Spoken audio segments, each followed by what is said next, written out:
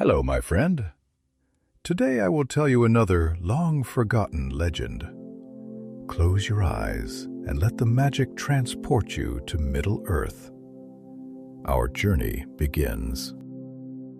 In the hush of the world before dawn, when stars still whispered secrets to the wind, and the mountains slept beneath cloaks of snow, there came a stirring across the sea, a breath from a place beyond the world. It was not a wind, yet it moved like one, slipping through the veils of time and space across the straight road from the undying lands, until it found the shores of Middle-earth. There it took shape, hesitating like a thought not yet spoken. That shape would one day be called Gandalf. But before names, before staff and cloak, and firelight stories by the hearth, he was Olórin, a Maia of the West, a servant of wisdom, humility, and gentle strength. In Valinor he had dwelt among the gardens of Lordoftherings, walking the paths of dreams and listening to the music that shaped the world. He was not a warrior. He was not bold in speech or swift to command, but he was beloved by the Valar for the kindness in his spirit and the brightness that glowed like starlight behind his eyes. And so, when the time came for emissaries to be sent to Middle-earth to guard against the shadow that was stirring anew in the east, Olórin was chosen. Chosen not as a conqueror, but as a light meant to be kindled in the hearts of others. He was reluctant. In the great halls of the Valar, when the call was issued and the names of the Astari were named, Olórin did not step forward eagerly.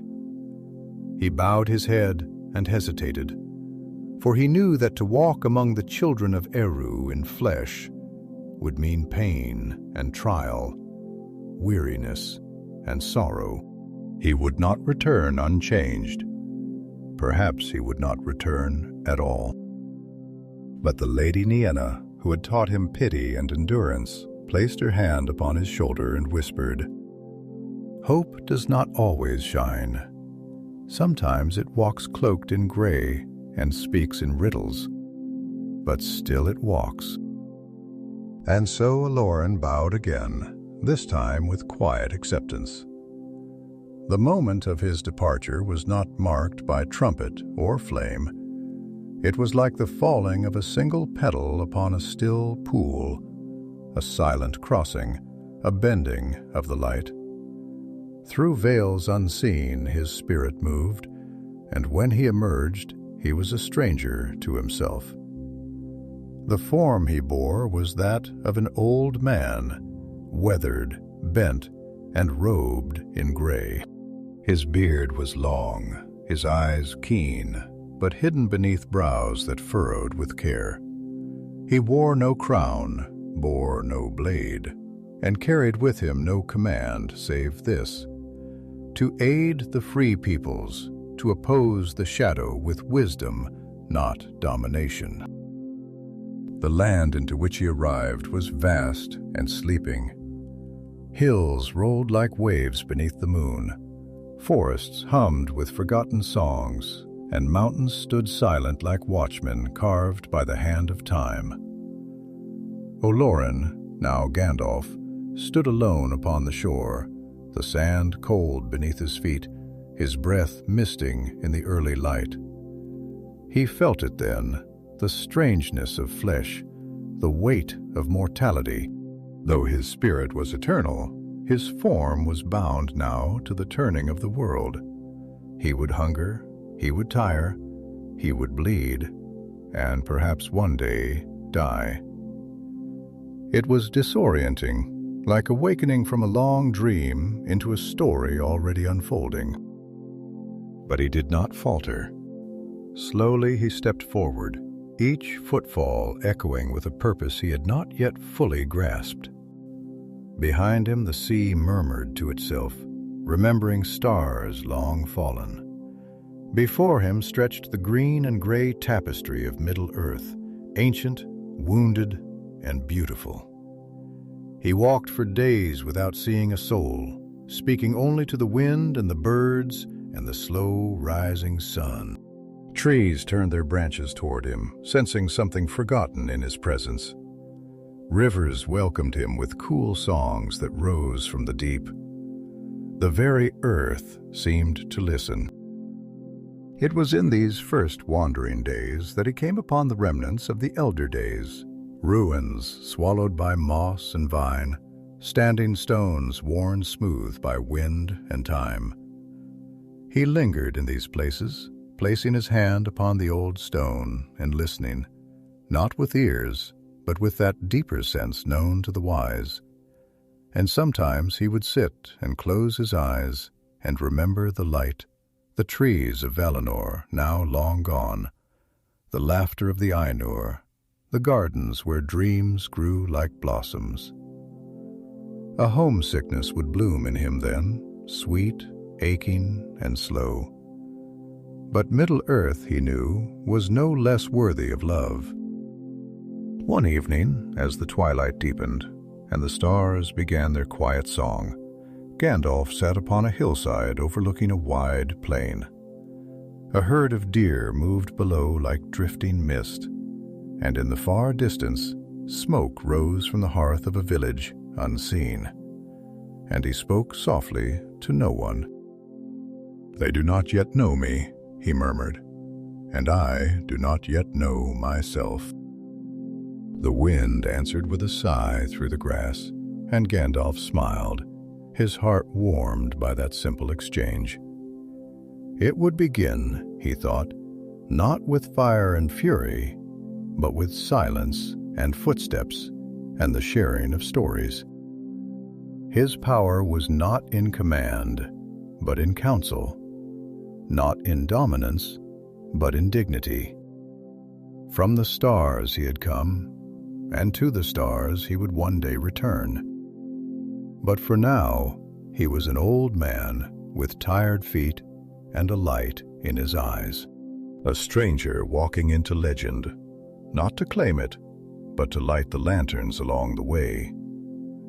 And so the arrow sent from another world began its arc, not swift, but sure, and guided by the unseen hand of purpose.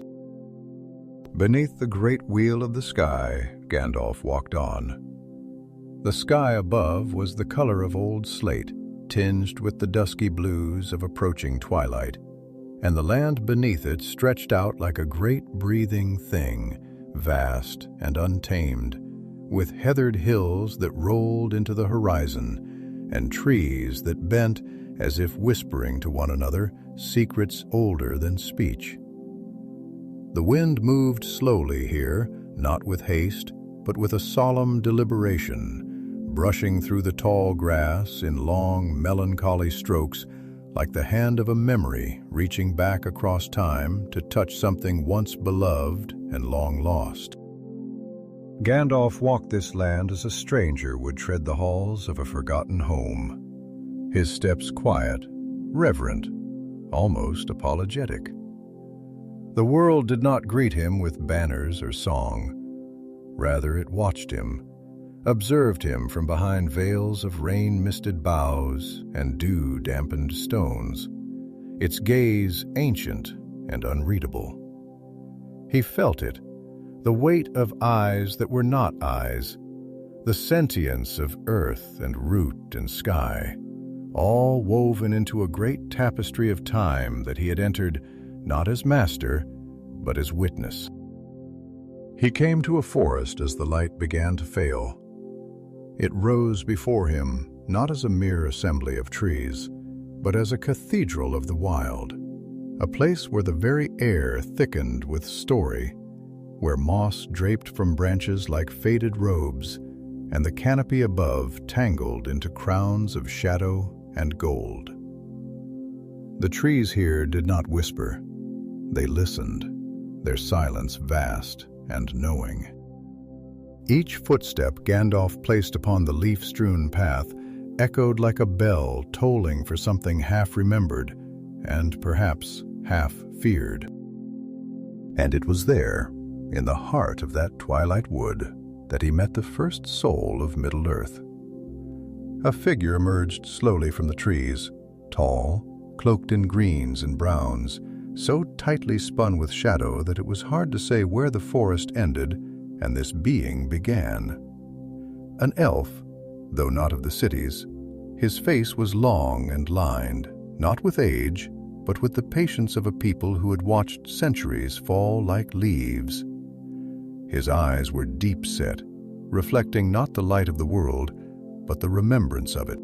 He stood with one hand resting lightly upon the trunk of an ancient beech, as if to draw strength from it, or perhaps to remind himself that he belonged still to the world that was changing around him. "You are far from the shores, traveler," the elf said at last, his voice low and smooth, like water flowing over river stones. "And you carry the scent of lands where no shadow falls." Gandalf paused, not with fear, but with the quiet dignity of one who knows he must earn each word he speaks. He inclined his head, his eyes studying the elf, not as a thing to be measured, but as one might regard the turning of a page in a very old, very delicate book. "I am called Gandalf," he said gently, "though the name is new upon me, and I have not yet worn it long enough to know all it means. I have come not as lord nor seer, but as a servant of something greater than my own will. The winds that shaped me blew from beyond the circles of this world, and I am trying still to remember how to walk beneath the sun as those who live and die do, with fear, with wonder, and with hope." The elf considered this, his gaze narrowing slightly, though not in suspicion, rather as if he were studying the weave of a tapestry, trying to discern a pattern hidden within the folds. "Hope," he echoed softly, as if tasting the word like wine left too long in a forgotten cellar. "Hope is a dangerous thing in this land. It is like a flame caught in a glass. Beautiful, yes, but so very fragile. And yet here you are, aflame in gray robes. Tell me then, servant of something greater, do you come with answers or only questions?" Gandalf let out a slow breath, and the trees seemed to lean closer, listening. "I come with both," he said, "but the answers are not mine to give. They must be kindled in others, lit like lanterns in the dark. My role is not to lead with a sword, nor to shout commands from high towers. I was not sent to dominate, but to awaken, to guide, to walk beside the weary and the wise alike, and to remind them that the smallest candle can hold back the night, if only for a while." The elf's eyes softened, and for a moment a flicker of sorrow passed over his face, like a cloud over the moon. "You speak like one who has loved a world and lost it." Gandalf did not answer at once. Instead, he looked around him at the forest bathed in blue shadow, at the earth that breathed beneath their feet, and the sky above, now veined with the first stars of evening. Then he said in a voice scarcely more than a whisper, "I have seen a land that does not die, where the trees bloom in eternal spring and grief has no roots. I have heard the music of the Ainur in its full harmony without discord. But I left that behind, not because I was banished, nor because I was blind, but because this world, this broken, perilous, aching world, needs voices to sing in the dark." For a while neither spoke. The wind picked up again, winding through the branches with a low sigh, as though it too carried stories too old to tell. The elf slowly stepped forward and bowed his head, a gesture not of submission, but of respect deeply given. "Then welcome, Grey Pilgrim," he said. Welcome to the land of stories half buried and wounds not yet healed. May your fire not go out. And so Gandalf continued deeper into the forest, guided not by stars but by memory, by instinct, and by that quiet voice inside that whispered of destinies not yet written. And as he walked, the forest seemed to shift around him, not in hostility, but in acknowledgement. The leaves rustled in low tones, like voices in an ancient tongue. The scent of pine and damp earth thickened, mingling with the smell of his travel-worn cloak, and the faint, unplaceable fragrance of something unworldly that clung to him still. He paused once by a stream that cut through the forest like a silver blade. Its waters ran clear and cold, singing softly to itself as it danced over stones smoothed by centuries. He knelt beside it and cupped his hands into the current, letting the water flow over his fingers. It was a sensation both strange and familiar, the touch of the world on skin that had once been only light. And then he whispered not to the stream, but to the sky, to the wind, to the memory of the undying lands. Let me be enough. The stream answered only with its quiet song, but somewhere within it he heard it, the faintest echo of approval, or perhaps the echo of his own courage taking root. And the forest held him, wrapped him in its ageless green, and carried his steps forward. Through darkness and dream he walked on. The night was deepening by slow degrees, as if the stars themselves were descending in quiet procession to bear witness to a world perpetually caught between memory and becoming. The forest through which Gandalf traveled had thickened with age, the trees now titanic and time-worn, their trunks wrapped in moss like ceremonial robes. Some stood split by ancient lightning, their bark hollowed and singing with insects, while others leaned toward one another as though in council, their branches entwined like the hands of old friends, clasped in silence. Overhead, the canopy arched high and dense, woven tight with leaf and vine, allowing only fragments of starlight to pierce through, faint columns of silver that pooled like soft halos on the forest floor. The path beneath Gandalf's feet had long ceased to be a road, and was now a suggestion, a memory of movement rather than a clear direction. Roots curled like sleeping serpents across the soil, and the very air was heavy with the perfume of life in decay. Loam and wet bark, fern and fungus, a scent so rich and layered it seemed to seep into the very soul, drawing forth memories of things never lived. The forest breathed not with the haste of mortal lungs, but with the deep, unhurried cadence of the world itself. And Gandalf, though he had not yet passed an entire season in Middle-earth, found that he walked in rhythm with it, as though some part of him had known this heartbeat long before he bore flesh. He came at last to a glade that seemed carved from the fabric of dreams, a hollow in the trees, where a single ancient oak stood in the center, its trunk so wide it would take 6 men's arms to encircle it, and its crowns stretching impossibly high into the night. Around its base, wildflowers grew in chaotic profusion, bluebells and white irises, blood-red columbine and golden crocuses that shone faintly in the dark, each petal trembling as though breathing with the hush of the world. The stars overhead blinked through a circular aperture in the leaves, forming a perfect dome of light that shimmered on the dewdrops like tears suspended in time. Here Gandalf paused, not from weariness, but from something more subtle, more sacred. He stood still, his staff planted in the soft earth beside him, his hands resting atop it as if in prayer. The hush of the glade pressed against him like velvet, warm and aching, and within it he felt a presence, not a being exactly, but an awareness, the kind that lives in the marrow of old places. He stepped forward slowly and placed his palm upon the oak, feeling the coarse grooves of its bark, the faint thrum of life still humming within. Then, without turning, he spoke. "You have followed me."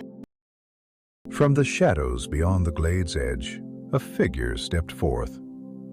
It was the elf again, the same who had met him days before, though now his hood was lowered and his long moon-silver hair flowed freely over his shoulders. His face was drawn not with age, but with the weight of long contemplation, and in his eyes was a depth not unlike the roots of the trees around them, buried, winding, eternal. "I have," the elf said quietly. And then, after a pause that stretched like dusk over water, he added, "Not because I mistrust you, but because your presence sings of something old, something I had long thought silenced." Gandalf turned, his face serene, his eyes shadowed with thought.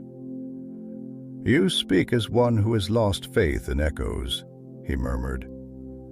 "But even the most faded voice, if it speaks truth, can awaken the stones themselves." The elf stepped closer, his gaze fixed upon Gandalf with a sharpness that was not unkind. "Do you know," he began, his voice soft and reflective, "what it is to live in a world that forgets you slowly, not all at once, but like the sun slipping beneath the sea? A little more each day until you are no longer a name in a song, but a silence between verses, until even the trees cease to turn toward your path." His words hung in the air like a cloud of breath in winter, and Gandalf, sensing the deep wound beneath them, offered no interruption, no counsel, only presence. The elf continued, his tone deepening, becoming more introspective, as if he were speaking not only to Gandalf, but to the hollow spaces within himself. "There was a time when we were the firstborn, voices of starlight, children of wonder. The world moved beneath our fingers like a harp under a musician's hand. But time, that silent sea, has no love for eternity. It washes even the mountains smooth. And now I watch the rise of men, their short lives burning bright, their ambition fierce as wildfire. I do not begrudge them their ascent, but I feel myself fading, as if the very music of the world has changed key, and I cannot find my voice within it." There was silence, thick and soft, and then Gandalf stepped closer, his hand still resting lightly on the ancient tree. When he spoke, his voice was low and even, but resonant, like a stone dropped into still water. "The music has changed, yes," he said, "but not ended. And even now it calls for new harmonies, ones not bound by age or memory, but by will, by mercy, and by hope. You say the world forgets you, but I say it cannot, for you are woven into the breath of the wind, into the shape of the stars, into the hush of this very glade. Fading is not the same as ending, and though the shadow lengthens, light has not lost its way." The elf bowed his head, his hands clasped before him, and a long breath slipped from his lips, carrying something fragile and invisible. Perhaps sorrow, perhaps gratitude. "I do not know if I can believe as you do," he said. "You do not need to," Gandalf replied gently. "Belief is not a fire to be kindled once and kept forever. It is a spark, waiting, and sometimes it is enough to walk beside someone who still carries the flame." A rustling passed through the trees then, not stirred by wind, but by something older, something approving. A breeze moved through the glade, lifting the petals of the crocuses and setting them to dance in a circle around the oak's great roots. And the stars above flickered just slightly brighter, as if blinking away tears. The elf looked up once more, and though his expression was still grave, there was a softness now around the eyes, a loosening of something tightly held. "You speak as though you have seen the end of things." Gandalf's gaze turned toward the stars, his voice distant. "Perhaps not the end," he murmured. "But I have seen the place where endings are born." And in the silence that followed, they stood together. Two figures beneath the gaze of the night, one shaped by starlight, the other by fire and mist, both bearing the loneliness of long roads and the quiet, aching hope that somewhere along the path they might find others still willing to walk beside them. And above them, the stars sang softly. An old melody, yes, but not forgotten. Not yet. By dawn, the glade had become a chamber of slow awakening, not in haste or brilliance, but in the soft ceremony of light meeting dew. The eastern edge of the world, beyond the slumbering forests and low silver fog, began to stir, its horizon blooming in faint threads of rose and pale gold, like the sigh of a sleeping god turning toward thought. Above, the stars lingered a moment longer, reluctant to vanish from this place where time had briefly forgotten to pass. The ancient oak remained at the heart of it all, like the center of a great wheel, unmoved and unchanged, bearing on its bark the memories of 1,000 mornings and the hush of 1,000 farewells. Gandalf sat beside the tree now, not out of exhaustion, but from the slow, contemplative pull that had settled into his bones. His staff lay at his side, and his gray cloak pulled around him like a quiet river, soft and still. His eyes followed the drifting mists as they curled through the roots and flowers, and there was in his face an expression of both gravity and gentleness, the kind found in those who bear knowledge that cannot be shared in haste, and pain that cannot be expressed without silence first paving the way.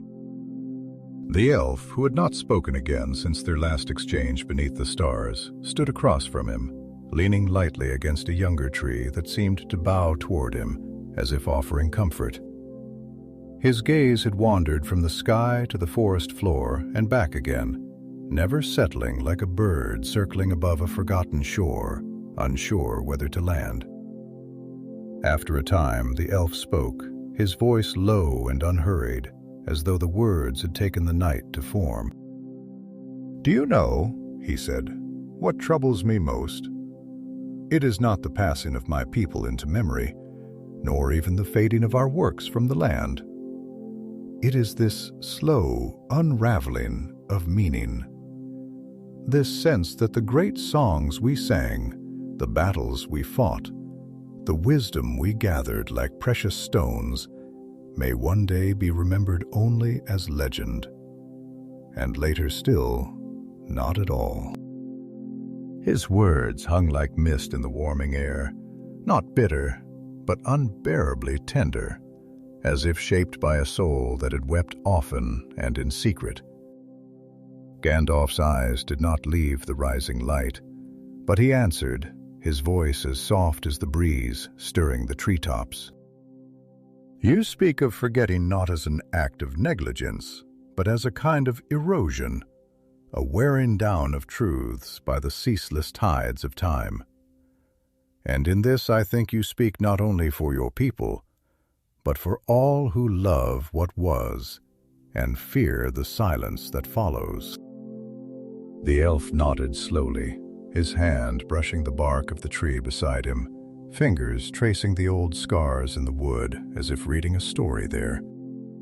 "It is strange," he murmured, For all our long years and deep seeing, we elves were never taught how to endure being forgotten. We learned to endure sorrow and loss and even exile. But this quiet fading of meaning, this is a grief without form. A hush fell again, not awkward but profound, as if the forest itself leaned in to listen. The leaves shifted above them, not in tremble but in thought, casting dapples of gold and green upon the moss as the morning sun slowly wove its way through the canopy. A pair of doves stirred in the branches, their wings like sighs against the silence. Gandalf reached into the fold of his cloak and drew forth a small, worn pouch from which he removed a smooth, opaline stone no larger than a plum. He turned it in his hand, and in its heart shimmered a light not from the sun, but from within. A light soft and uncertain, like the memory of a lullaby. He held it up between them. "This," he said, "was given to me by a child in the Western Isles, a girl no older than 7 winters. She found it near the sea and said it reminded her of a dream she could no longer remember. She gave it to me unasked, saying, 'Perhaps you will remember it for me.'" The elf stepped closer, his eyes fixed on the stone. "What did you do?" "I kept it," Gandalf replied, "and I have carried it through forests and mountains, over rivers, and into silence. Because I think perhaps she was right. Perhaps memory is not only what we cling to for ourselves, but what we carry on behalf of others, especially those who forget, not from choice, but because they must move on." The elf was quiet, and then he said, almost to himself, "Then perhaps forgetting is not the end. Perhaps it is only the passing of the torch into hands yet unformed." Gandalf looked up at him, his eyes suddenly fierce in their gentleness. "Yes," he said, "that is the task. That is the grace to carry the fire, not for ourselves alone, but for those who will walk the road after us. Those who do not yet know the songs, but will learn them if the echoes are kept alive."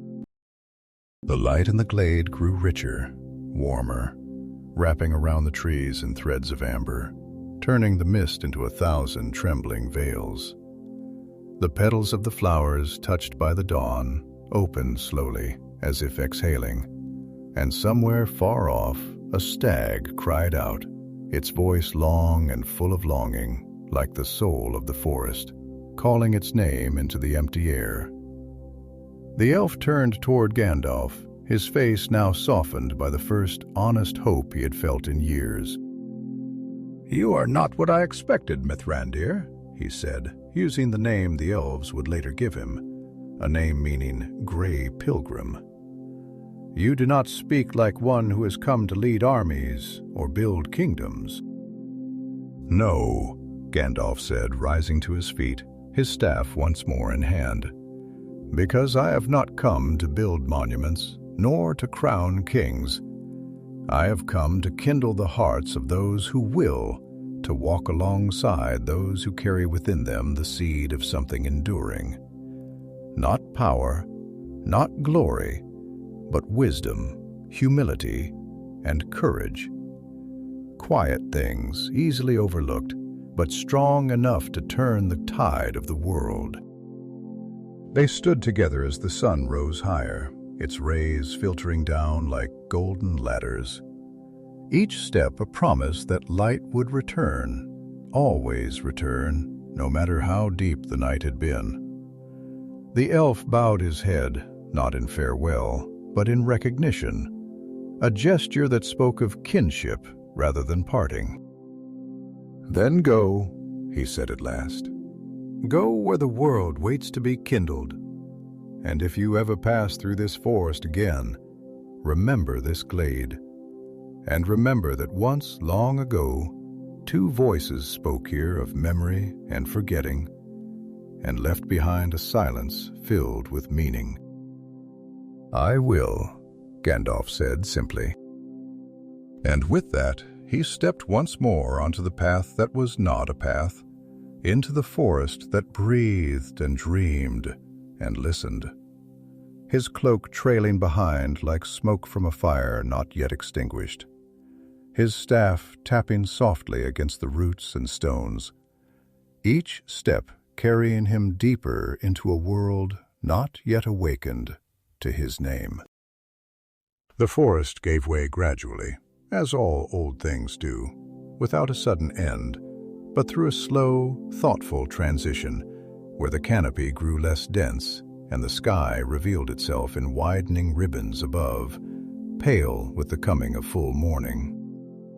The earth, once soft and thick with moss and the rot of centuries, grew drier beneath Gandalf's feet, firmer, though scattered with brittle leaves that crunched beneath each step, like distant echoes of old decisions made by those long departed. The trees stood further apart now, taller and straighter, their limbs outstretched in silent benediction, or in yearning, perhaps, as if they too desired the openness of the world beyond their rooted station.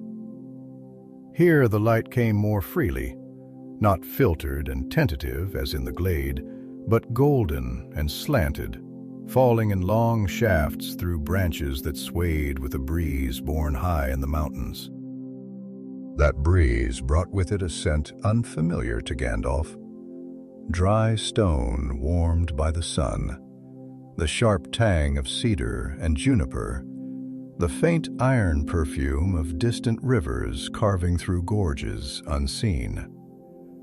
These scents stirred something within him, a kindling not of memory, but of prophecy, as though the land itself whispered, "There is more ahead. There is always more." He stopped beside a great boulder, its surface laced with veins of quartz and lichen the color of old copper. It jutted from the ground like a thought that refused to be buried, its mass impassive yet comforting in its stillness. Gandalf placed a hand upon it, the stone cold beneath his fingers despite the sun, and felt, though he could not explain why, a tremor in the web of things. A vibration that spoke not of danger, but of depth, of buried ages and stories wrapped in the earth like roots in sleep. His mind turned inward, as it often did during these solitary wanderings, and he let the silence fill him, not to quiet his thoughts, but to give them space to unfold. There was something in the air here, some tension, not of fear, but of significance, as if the world around him were drawing breath, holding it, waiting to see what he would do next. It reminded him of a moment before a word is spoken, or a name remembered after a long forgetting. And as he stood in that breathless stillness, the voice of his own heart began to rise, steady and contemplative, weaving itself into the morning. "It is a strange thing," he said aloud, not for the sake of being heard, but because some truths require the shape of voice to become real. To carry knowledge that stretches beyond the memory of even the wisest, yet to walk in a form that wearies, that hungers, that bleeds. It humbles the soul, or should. And yet there is danger too, for it is easy, when you have once been great, to long for greatness again, not as a means of service, but as a balm for the wound of restraint. He paused, and the wind stirred the edges of his cloak, lifting them slightly, as if urging him forward, or agreeing in quiet affirmation. "I must not forget why I came," he continued. "Not to rule, nor to shape the world by force, but to help others bear the shaping, to tend the fire without ever claiming it as my own." From behind the boulder, a soft rustle answered, gentle, hesitant, not the movement of threat, but of curiosity. and a voice, young and raw, broke the silence like a twig snapping beneath a nervous step. "You speak to yourself as though someone else is listening." Gandalf turned slowly, his face composed, his eyes not startled, but open. And there, emerging from the shelter of brambles and slender trees, a young boy stepped into view, barefoot, with hair the color of autumn fields and eyes wide with wonder. He looked no more than 10, though there was a wisdom in his gaze that did not belong to childhood alone. His tunic was patched and his hands scratched from brush and bark, but he stood with the poise of one who has learned to live closely with the land. "I often do," Gandalf replied, his tone soft but rich with layered meaning. "For the world listens even when it seems not to. And sometimes our truest audience is the part of ourselves we have not yet fully understood." The boy tilted his head, a thoughtful expression settling over his features. "My grandmother says talking to yourself is a sign of madness. But she also talks to the fire before bed and asks the trees to forgive her when she takes wood. So I think there are many kinds of madness, and not all of them are bad." Gandalf's lips curved into a smile, one slow and full of warmth. "Your grandmother is wise." The boy stepped closer, eyes darting from Gandalf's staff to his cloak, to his weathered face. "Are you a wizard?"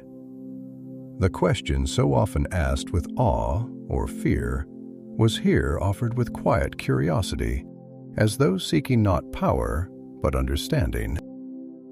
Gandalf nodded at once. "Some would call me that, though the name means less than the deeds it is tied to. And what are you, child of the woods? You move like one who belongs here." "I am called Taran," the boy said. "And yes, I suppose I belong. But sometimes I wonder if I belong only here, if the world beyond the trees has a place for someone who listens more to roots than to men." The wizard gestured for him to sit beside the boulder, and when Taran did, Gandalf looked at him for a long moment before speaking again. "That is a question many have asked, though not always so clearly. You feel the pull of the wide world, but fear that in stepping toward it, you might forget who you are, that you might lose the rhythm of the leaves for the clankor of coin and the noise of shallow laughter." The boy nodded, his voice small. "Yes, it's like I hear a song inside me, but I don't know if it's mine or the forest's. And if I leave, will I stop hearing it?" Gandalf was silent for a time, letting the question settle between them like dew on stone. Then he said, "The song within you is born of many things.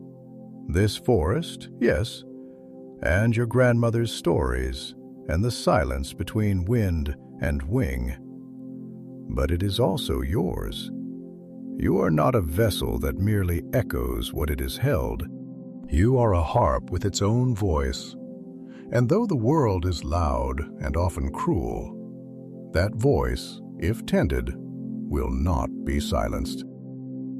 The boy looked down at his hands, then out into the trees, and Gandalf watched him with a quiet ache in his chest, the kind of ache that comes from seeing a soul on the edge of choosing who it will become. "I don't want to forget," Taran whispered. "Then don't," Gandalf said simply. "Remembering is not a matter of holding every detail, but of holding the truth of things.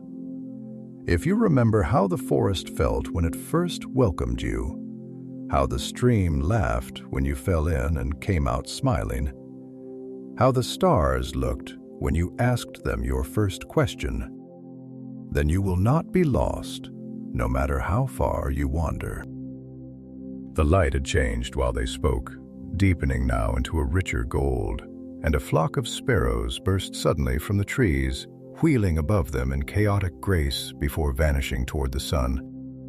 The boy rose to his feet, his face unreadable, and looked once more at Gandalf. "Will I see you again?" he asked. The wizard rose as well, taking up his staff, the shadow of the boulder stretching long beside him. "Perhaps the road twists and turns, and we do not always know where our steps will lead. But whether you see me or not, know that I have seen you, and that matters more than you know." The boy turned then and slipped back into the woods, his movement barely stirring the leaves, as though the forest accepted him without question. Gandalf stood a moment longer, then turned east, where the land opened into low hills crowned with heather and the faint gleam of a distant river. The world was waiting still, vast, unfinished, expectant, and he walked on, not with haste, but with the patient urgency of one who knows that time, though long, is never idle. The path that unfolded before Gandalf now was one of stony silence and wind-swept stillness. A road not marked by any visible hand, but etched instead in the memory of the land itself. A whisper through the hills, a suggestion carried in the way the grass leaned, or how the clouds cast their slow-moving shadows over the earth, as if guiding a lone traveler, not by command, but by the deep and gentle grammar of the world. The hills he climbed were broad and old, clothed in sage and low bramble, and from their crests he could see vast stretches of Middle-earth spread out beneath the soft hush of afternoon light. Plains the color of faded parchment, distant woods like spilled ink along the horizon, rivers twisting like silver thought lines through the folds of the land. It was a view that stirred not merely admiration, but something more interior, something wistful, as though the soul itself reached outward and found for a fleeting moment that it might touch the edge of something sacred. As he descended into one of the valleys, narrower and more secluded than the others, Gandalf noticed how the air changed, taking on the scent of wild thyme and wet earth mixed with something subtler. Still, the sharp resinous sweetness of pine, perhaps, or the faint memory of wood smoke. The wind died here, muffled by the enclosing hills, and the soundscape shifted. Birds called softly from unseen perches, their cries distant and thoughtful, and beneath it all came the faint murmur of running water, constant and calm, like an old lullaby hummed in sleep. He followed the sound and found a stream, narrow but quick, flowing over a bed of smooth stones that glinted like bits of forgotten starlight. Trees leaned close along its banks, willow and birch and tall ash, forming a shaded corridor where light moved in gentle dapples and insects hovered like flecks of gold, rising and falling with the rhythm of the leaves. Gandalf knelt beside the water and cupped his hands, drinking slowly. The cold of it touched something deep within him, something that had not felt clean in many days. And as he wiped his mouth with the back of his hand, he closed his eyes and let the sound of the stream fill him, thinking not of duty or destiny, but simply of presence. It was then he heard the voice, not loud, not sudden, but inevitable, like a stone dislodged after long stillness. "You walk as one who has walked long alone, and yet you do not seem weary." He turned, rising smoothly, staff in hand, and found a woman seated across the stream beneath the curve of a leaning tree. Her hair was dark, braided with silver leaves, and her robes were of deep green and earthen brown, colors that did not hide her presence so much as anchor it. Her eyes were gray, and in them swirled the same kind of quiet one might find in an untouched lake at dawn. "I am weary," Gandalf said after a moment, "but not from walking. The weariness I carry is of a different kind. It does not come from the body, but from the soul. It is the weariness of seeing and not yet knowing what to do with what has been seen. The woman nodded, and the stream continued to murmur between them, unconcerned with any discomfort. "That is a deep kind of weariness," she replied, "one that cannot be eased with rest, for it is not the muscles that ache, but the meanings." She gestured toward the place beside her, and after a brief pause, Gandalf stepped across the shallow water and sat down in the soft moss at her side. The tree above them swayed gently, casting shifting patterns of light across their faces, and neither spoke for a while. The silence was not awkward, but fertile, like soil left, so that something deep might stir. At last she asked, "What is it that you seek, stranger?" Gandalf answered slowly, choosing his words as one selects stones to place in a foundation. "Not a single thing. There is no treasure I desire, no throne I wish to occupy, no victory I am eager to win. I seek pathways, doors, fires that have gone out but might yet be rekindled. I seek hearts not to command, but to remind. For the world is growing cold in places not for lack of strength, but for lack of warmth. And warmth must come not from decree, but from within." She tilted her head slightly, her gaze sharp but not unkind. "Then you are not like the others, the ones who seek to bind the world to their vision, who see power as a torch they alone must bear." Gandalf shook his head. "I have known such men, and some were noble at first. But it is a dangerous thing to hold fire too tightly. It burns what you do not intend. I was not sent to master the world. I was sent to walk it, to listen to it, to help it remember itself before the shadow deepens." The woman's eyes narrowed slightly, not in suspicion but in contemplation, as though his words stirred something long buried. "And do you think remembrance is enough to stop what comes?" He breathed in slowly, the scent of riverweed and damp bark filling his chest. "Remembrance is not the end, but it is the beginning. A world that forgets its own song cannot defend it. A people who do not remember who they once were cannot choose what they might become. My task is not to defeat darkness with light alone, but to teach others how to tend their own flame, so they are not so easily deceived by the illusions of power or the silence of despair."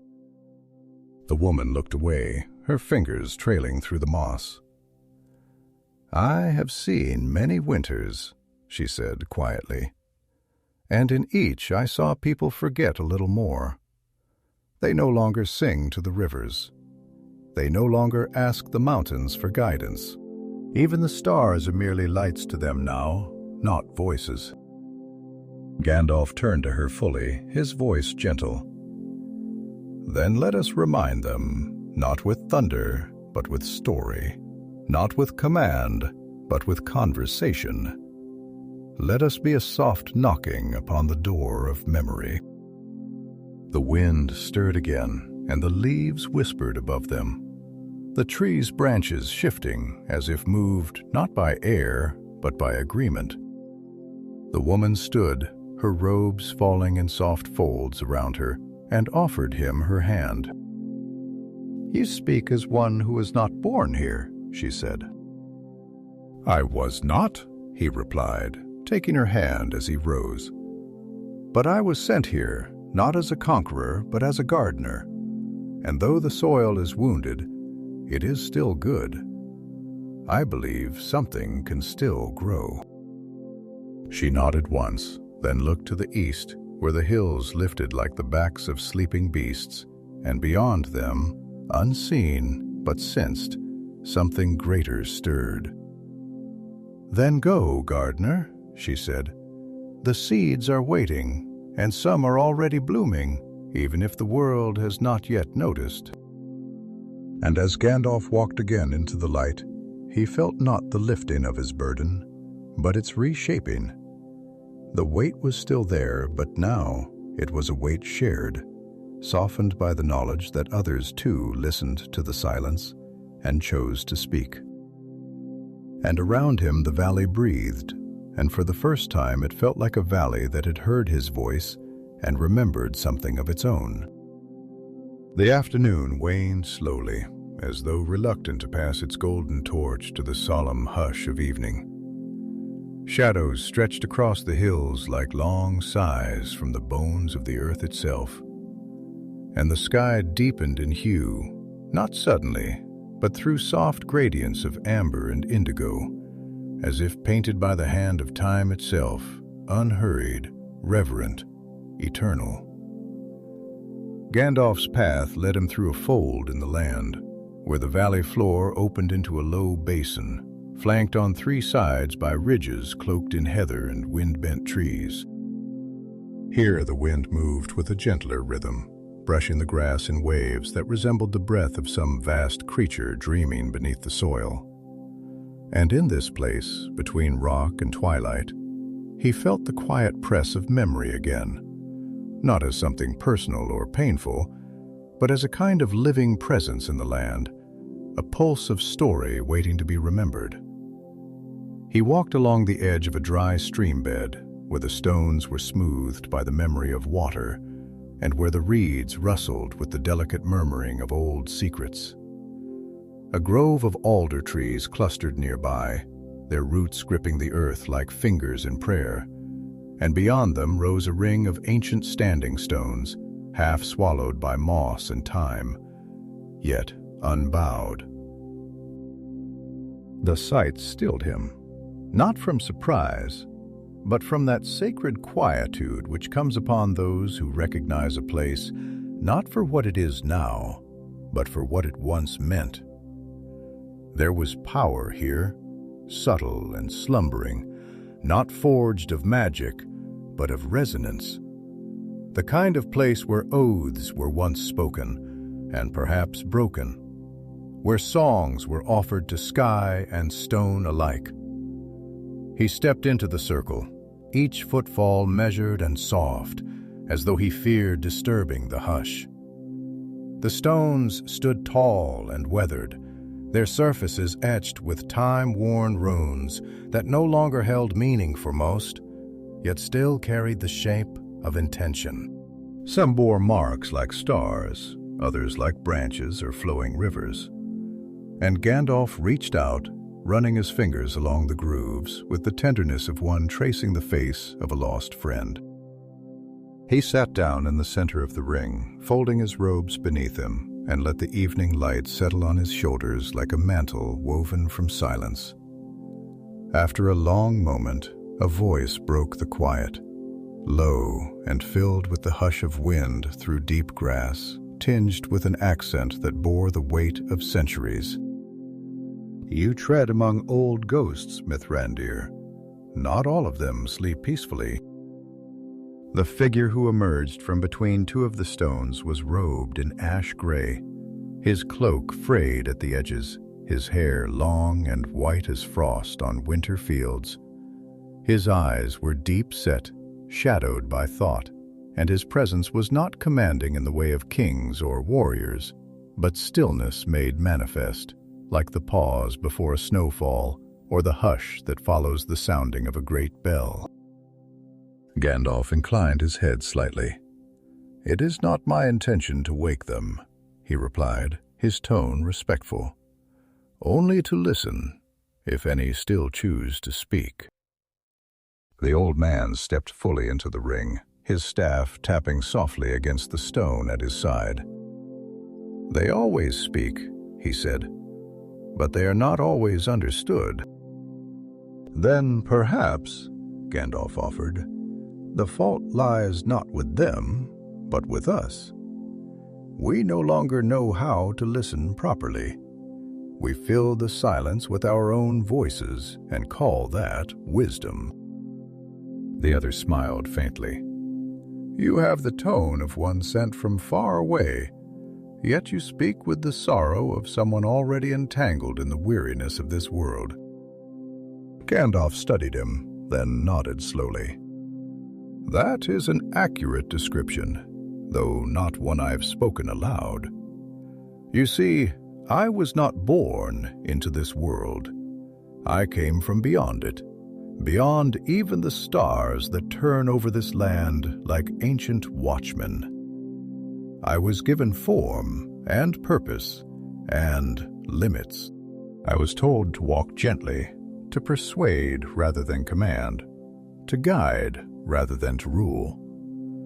And yet every step I take seems to draw me deeper into the soil of this place, until I am no longer sure where the servant ends and the dweller begins." The old man sat across from him, his knees creaking audibly as he settled among the grasses. "There is a danger in caring," he said after a long pause. "A slow erosion. The more you give your heart to this world, the more it becomes your own, until even your memories begin to echo with the shape of its loss. You came to heal, but in healing you must touch the wound, and wounds once touched, remember." Gandalf bowed his head, his fingers tightening slightly around the wood of his staff. "Yes," he murmured, "that is the trouble.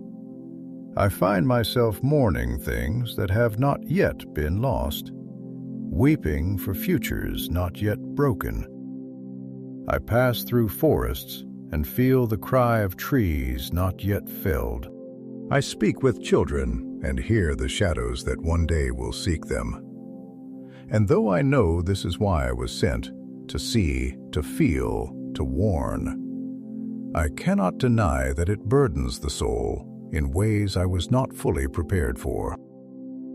The wind stirred through the circle again, lifting dry leaves and carrying them in slow spirals. The sun dipped below the ridge, casting long blue shadows across the stone. The old man watched the sky shift, then turned back to Gandalf with a strange softness in his gaze. "You bear it well," he said quietly. "Perhaps too well. There is wisdom in sorrow, yes, but also in joy. Do not forget to look for that. Even in the smallest things, a child's laughter, the color of dawn over a quiet lake, the resilience of a flower growing from a cleft in rock. These things matter. They are not the enemy of sorrow, but its counterpart." Gandalf looked up, his expression thoughtful. "I fear sometimes that I hold the joy too loosely, that I fear to lean into it lest it pass and leave me emptier than before. But you are right. To mourn only without rejoicing in what remains is to betray the very things I seek to protect." The old man rose slowly, brushing leaves from his cloak. "You speak with the burden of one who understands, and so I will not trouble you further with advice. Only this: the shadow grows not because it is mighty, but because we forget to tend the flame. Do not become so focused on watching the horizon that you neglect the candle beside you." Gandalf stood as well, bowing slightly. "That too I will remember." The two men stood within the circle a moment longer, and then the old man turned and walked into the deepening dusk, his form blending with the grays and blues until he was no longer visible. Only the echo of his steps remained, a rhythm slowly fading into the hush. Gandalf looked to the west, where the last light caught the tops of the stones, painting them gold, as if for a moment they remembered their purpose, their power, their place in the world's turning. He stepped from the ring and continued on. And though the night was near, the warmth of the candle at his side lingered in his chest, its flicker steady, its flame, however small, undimmed. Night had come at last, not with sudden finality, but as a gradual folding in of the world, as if the sky had drawn a deep, breathless sigh and pulled its great velvet cloak over the shoulders of the earth. The stars, ancient and watchful, blinked into existence one by one, hesitant at first, and then gathering in slow constellations like old friends arriving for a long-deferred reunion. Overhead, the moon had risen in a pale arc, not full, but solemn, its light soft and pearled like reflection upon still water. Beneath its gaze, the land seemed to exhale its final warmth, and the trees, now outlined in silver and shadow, stood as quiet sentinels to the dreams of those who walked beneath them. Gandalf had made camp in a narrow vale cradled between two ridges, the ground carpeted in a mix of pine needles and dry grasses, and to the west, a small stream tumbled over rocks in the dark, its music softened by the thick embrace of moss and fern. A fire had been coaxed into being, small, respectful of the night's silence, its flames flickering amber and gold, casting long, spindly shadows that danced like ancient runes along the trunks of the trees. Around the fire, Gandalf had placed stones, not as a barrier, but as a kind of ritual, a wordless act of reverence to the hearth, to the act of kindling, of holding warmth against the encroaching dark. He sat upon a flat stone, cloak wrapped loosely about his shoulders, his staff resting beside him like a weary companion. The silence was not empty, but full, alive with the delicate movements of nocturnal life, the distant call of an owl, the rustle of a hedgehog in the underbrush, the creak of limbs above. As the trees settled more deeply into sleep, the air was cool, carrying the faint crisp breath of the high places, mingled with the woody scent of burning pine and the bittersweet aroma of fallen leaves. It was the kind of night in which thoughts stretch farther, untethered by the distractions of day, and in that stretch one finds the edges of things long buried. He was not alone. Across the fire, seated upon the root of a tree that arched upward like a question long unasked, was a woman cloaked in pale gray, her features partially hidden beneath a hood. Yet the curve of her mouth and the faint gleam of her eyes reflected something ageless, neither young nor old, but weathered in the way stone becomes smooth, not from weakness, but from enduring time. She had come without sound, a presence revealed by the fire's light rather than by her footsteps, and she had taken her place across from him without request or hesitation, as though it were always fated to be so. For a long while neither spoke, and the fire between them breathed in quiet rhythm. At last Gandalf broke the silence. "There is a kind of peace in these hours," he said, voice low, shaped by reflection. "Not because they are without shadow, but because the world in darkness becomes more honest. It sheds its masks and walks in its true form. Men sleep, but the trees, the stones, even the stars, they speak more clearly." The woman nodded slightly, her hands resting upon her knees, fingers curled like the petals of a moonflower at rest. "Yes," she said, her voice soft but rich with layered cadence, like the song of water through cavern halls. "Night is the veil through which truth is glimpsed, not by force, but by stillness. In the day we perform our lives, but in the night we return to our essence, what we are when no one watches." He turned his gaze to the fire, watching how the flames leaned and curled, whispering stories into the dark. "And perhaps this is why I have always loved the road at night," he said.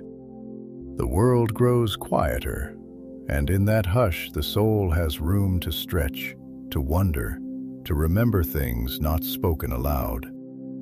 There is less need to defend, to pretend. We are made bare, and in that bareness I find there is a certain sacredness.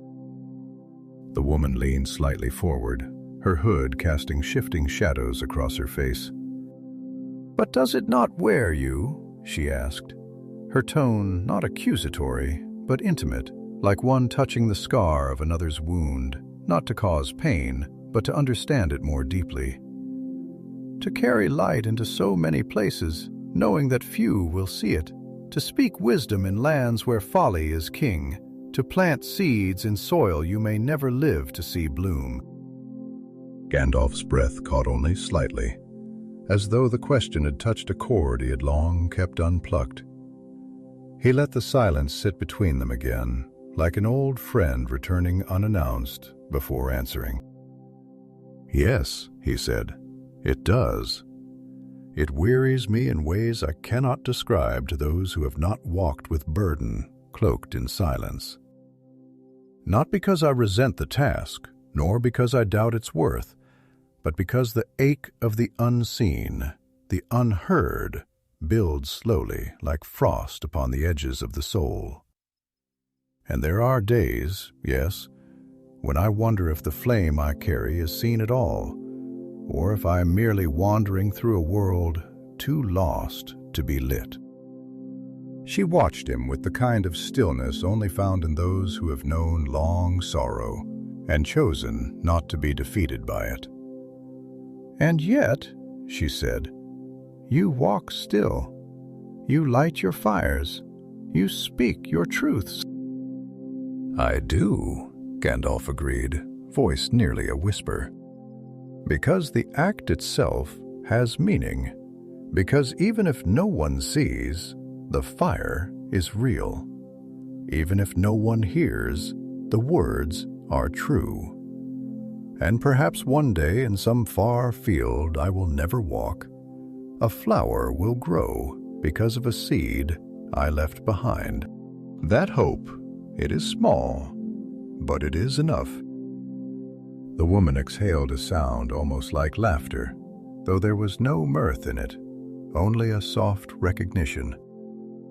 "You are not what I expected. So many who come bearing wisdom do so from high places, speaking in declarations cloaked in certainty. But your wisdom trembles. It aches.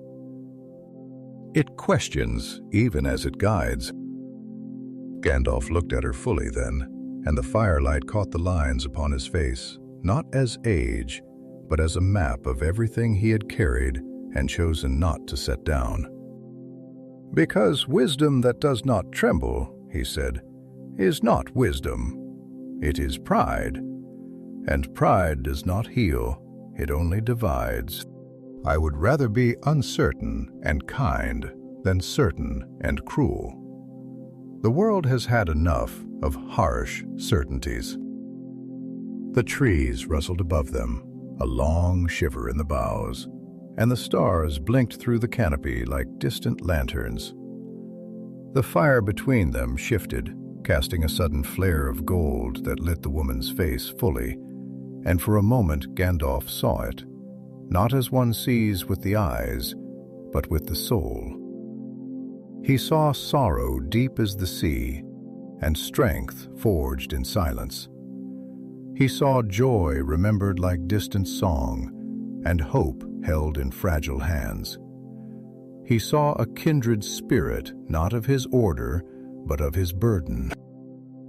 She stood slow and graceful, the movement as natural as the rising of the moon. "You are not alone," she said. "Even when you feel most alone, remember that the stars are not silent, and neither are those who carry light beside you, though they may walk distant paths." Gandalf rose as well, bowing slightly. "Then let us each carry our flame," he said, "and trust that the night, though long, cannot last forever." And as the fire dwindled to embers, and the woman vanished again into the folds of darkness from which she had come, Gandalf turned his eyes once more to the stars, not for answers, but for affirmation. And the stars, in their quiet majesty, replied with light. Dawn came not with fanfare, but with a hush that seemed to stretch out across the hills, like a soft hand pressed gently over the mouth of the world. The sky, once a tapestry of stars, began to unravel into hues of faded lavender and rose-pale gray, streaked with the golden breath of the rising sun that had not yet shown its face, but was surely close, its promise already stirring the mist that clung low and tender across the fields. The wind was soft now, almost reverent in its passage, curling through the tall grasses and along the rough bark of trees still wet with dew, as if waking them with whispers of morning, drawing open the green canopy like curtains parting in a great and silent theater. Birds did not yet sing, as if they too waited in stillness, listening for the first note of a song not yet begun. Gandalf stood on the edge of a cliff that overlooked a vast swath of forested valley below, a great green sea of treetops crowned with mist and gold. His cloak stirred gently behind him, and his staff was planted firmly in the earth beside a rock that jutted out like a guardian's shoulder, its gray surface speckled with lichen and the pale yellow blossoms of mountain primrose. The weight of the night's conversations still clung to him, not as a burden, but as a fine layer of thought, dense, reflective, like the morning fog that blurs the edges of the world and renders every contour a little softer, a little more mysterious. He looked out over the awakening land, and for a long time he said nothing. His eyes were drawn toward the eastern horizon, where the light began to spill more freely now, pressing back the indigo shadows that had so patiently stood watch through the dark hours. And as he stood there, breathing the cool, clean air and letting the wind comb its fingers through his beard, something within him stirred, not loudly, not urgently, but with the quiet insistence of hope remembered. Then, as if in answer to a thought barely formed, a voice broke the silence once more, though this one came not from some unseen wanderer or cloaked stranger in the night. It came from behind, from a man walking the path that had led Gandalf here, a ranger by the look of him, tall and weathered, with a face marked more by years of thought than by time itself, and eyes that had clearly seen both beauty and ruin in equal measure. "I wondered if I would find you here," the man said, approaching with unhurried steps, the soft crunch of stone and soil beneath his boots blending seamlessly with the morning's rhythm. "The high places seem drawn to you, or you to them. Either way, you are rarely far from the wind and the watching stars." Gandalf turned his head slightly, offering the faintest trace of a smile. "It is not merely the height I seek," he replied. "It is the distance, the vantage that allows the soul to step back from the chaos of treaded roads and look for a moment with clearer eyes. From here the world does not cry so loudly. Breeze." The man nodded, his gaze following Gandalf's out over the vastness of the forest below. "Yes," he said softly, "and yet, even from here the shadow creeps. Look beyond those trees. See how the light does not quite reach that eastern rise. It is not night that clings there, but something else." Gandalf's eyes narrowed slightly, though his face remained calm. "I have seen it. I have felt it. But it is not yet a storm. It is the echo of one, perhaps, or the quiet gathering of clouds before thunder is born.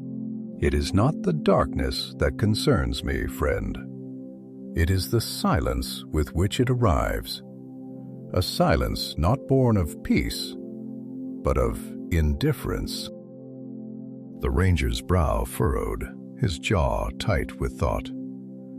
"Do you ever wonder," he said after a pause, "if it will ever truly end. This ebb and flow of light and shadow, this endless wrestling of good and ill. We speak of victories, of turning tides, but the sea returns again and again. How many battles must be fought before peace is more than the space between wars?" Gandalf looked at him then fully, and his gaze carried with it the weight of stars and silence, of ages watched, and wisdom gained at great cost. "I have wondered," he said, his voice low and measured, "more times than I can count. And there were years, whole centuries, when I believed that perhaps there was no end, only a constant rhythm, like breathing, like the tide, as you said.